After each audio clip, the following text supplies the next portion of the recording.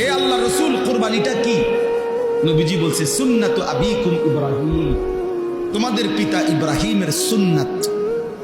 এবার নবীজিকে জিজ্ঞাসা করছে ফামা লানা ফিহা ইয়া রাসূলুল্লাহ, হে আল্লাহ রসুল, কুরবানি করলে আমাদের লাভ কি? নবীজি বলছে বিকুল্লি শাআরাতিন হাসানা, প্রত্যেকটি পশমের মধ্যে এক একটা নেকি। তাহলে কুরবানি মানে পশু জবাই, শুধু এটা ইবাদত, পশমে পশমে নেকি। আচ্ছা, আরো শুনেন, নবীজি সাল্লাল্লাহু আলাইহি সাল্লাম বলেন মা আমিলা আদমিন মিন আমালি ইয়াউমিন নাহর আহাব্বা ইলাল্লাহ মিন ইহরাকিদ দাম। আল্লাহর নবী সাল্লাল্লাহু আলাইহি সাল্লাম বলেন, কোন মানুষ কুরবানির দিন আল্লাহর সবচেয়ে প্রিয় উত্তম আমল যা করে কুরবানির দিন, সেটা হলো ওই পশু জবাই। এরপরে নবীজি বলেন, এই হাদিসের 4টা অংশ, এই প্রথম অংশ বললাম।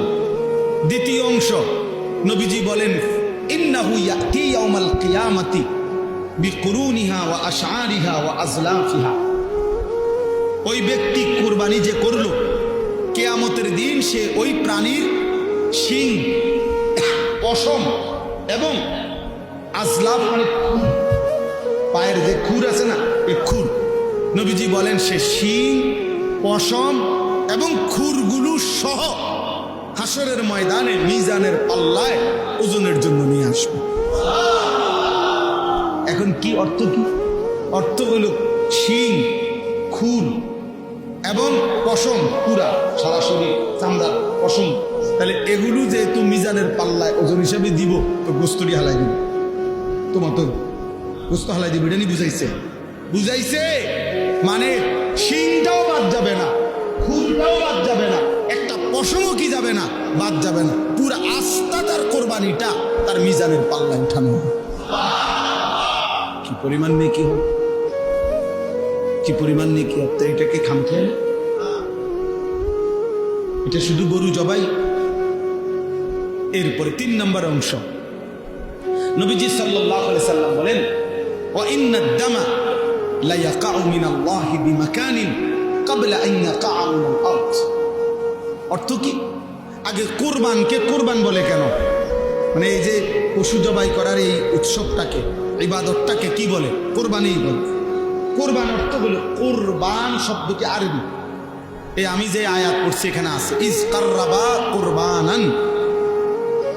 তো কুরবান শব্দের অর্থ হলো কুর, নৈকট্য অর্জন করা, কারো ঘনিষ্ঠ হওয়া। মানে কুরবানির মাধ্যমে সবচেয়ে কম সময়ে বান্দা আল্লাহর ঘনিষ্ঠ হয়, নৈকট্য অর্জন করে, এই জন্য কুরবানকে কুরবান বলা হয়। এখন সবচেয়ে কম সময়ে মানে কি, এটা আমি ব্যাখ্যা দিলে বুঝবেন। ওই হাদিসের অর্থের জন্য বলতেছি, আপনি এমনি আগে বাংলায় বোঝেন, তাইলে হাদিসের তর্জমা বুঝতে সুবিধা হবে। মনে করেন একটা গরু, ছাগল, ভেড়া, বকরি, দুম্বা, মহিষ, এটারে মাটিতে শোয়াইল জবাইয়ের জন্য, কেমন? এখন আপনি বলেন এই গলা আর মাটি, মানে যে গলাটা যে শোয়াইল জবাই করার জন্য, গলাতে তো কি লাগাবে? ছুরি দিবে। এখন গলার থেকে মাটি ব্যবধান করবে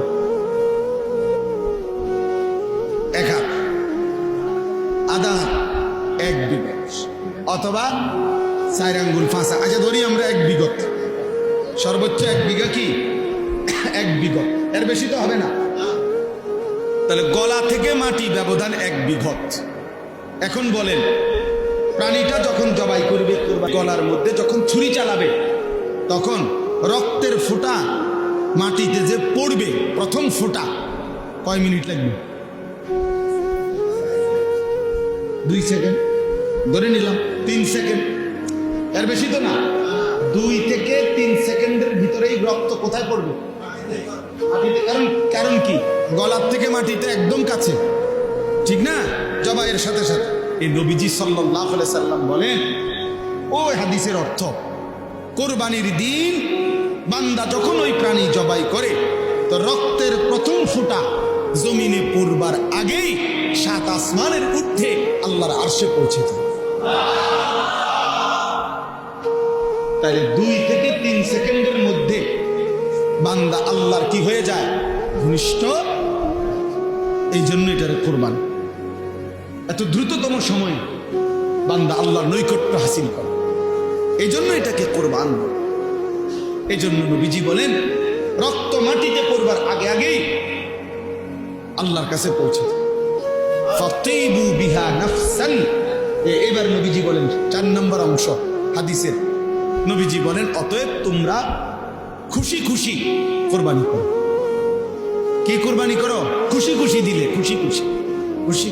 কি করুম আর, যা বেশি জন বিরক্ত করো রে, যা দিমু, আর কি করার আছে, এটা নিয়ে কোরবানি। প্রত্যেক বছর দিয়ে আইতে আসি, হ্যাঁ 10 জনের লগে চলন লাগে, হ্যাঁ মানুষে কি মনে করবো, যা দেও, আর কি করার আছে, এটা নিয়ে কোরবানি। এই বুঝেন না? যাক, আর এক উসিলায় মাইয়ার শ্বশুর বাড়ির থেকেও কিছু লোক খাওয়ানি বাকি রয়েছে, কথা হ্যাঁ দাও, আরেক নাম বাড়াই দাও। এই উসিলায় মানুষ 200 খাওয়াই দিলাম, 100 খাওয়াই দিলাম, এটা নিয়ে কোরবানি। এটাই ভালো। এটা কি আল্লাহ নবীর জন্য বলছে খুশি খুশি কোরবানি। এটারে পেরেশানি মনে করো না, বিরক্ত মনে করো না।